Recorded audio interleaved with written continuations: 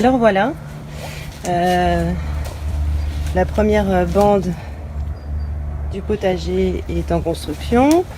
En dessous, je vous l'ai dit, j'ai mis du bois qui était déjà mort en décomposition. Par-dessus, des feuilles non ramassées de mon jardin, ça tombe bien, hein, la nature est bien faite.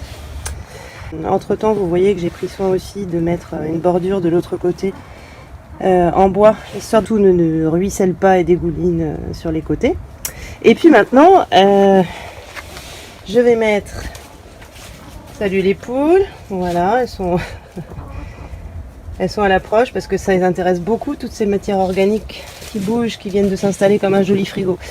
Je vais mettre des tout petits, les plus petits morceaux de coupe de haies par-dessus.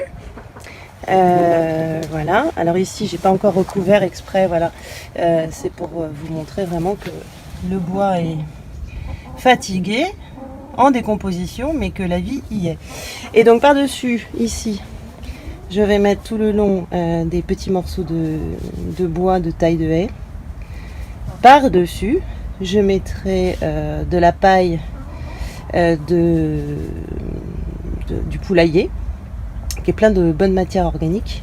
Je mettrai des éléments, je vais ouvrir un de mes composts en faisant attention à mes hérissons. Et puis je mettrai par-dessus et sans doute après encore, histoire de faire vraiment, je mettrai du bois broyé, pareil, de la coupe, qui est déjà en très belle décomposition, qui est un vrai compost aussi. Et tout ça va permettre de garder une faune énorme en dessous, une humidité permanente qui permettra d'arroser très peu aussi. Et néanmoins de cultiver dans les meilleures conditions. Allez, à plus tard.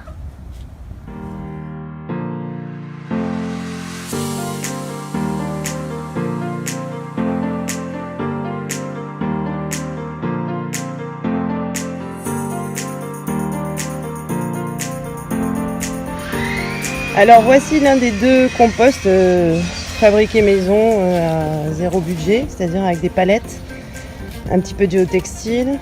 Il y en a un qui travaille toujours et puis l'autre, qui est protégé, et puis l'autre que l'on nourrit régulièrement. Bon, c'est pas innocent parce qu'en fait les deux vont me servir au final pour mon potager. Alors c'est pas forcément flagrant en vidéo, mais je vais faire très attention à ce qui se passe par ici, là, le petit trou. Il y en a un autre de l'autre côté.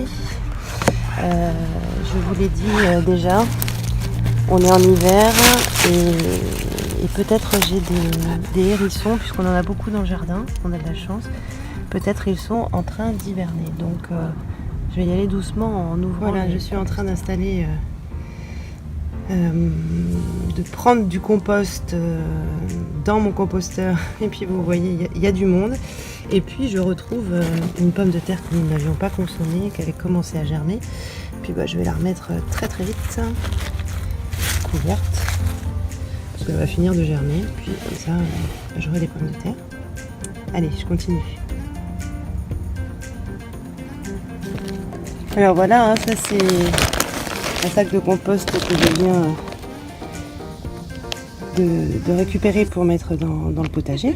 Et puis vous voyez, la terre est en l'espace d'un rien. Je sais pas, c'était en juillet, je crois qu'on l'a mis en place, ou en août.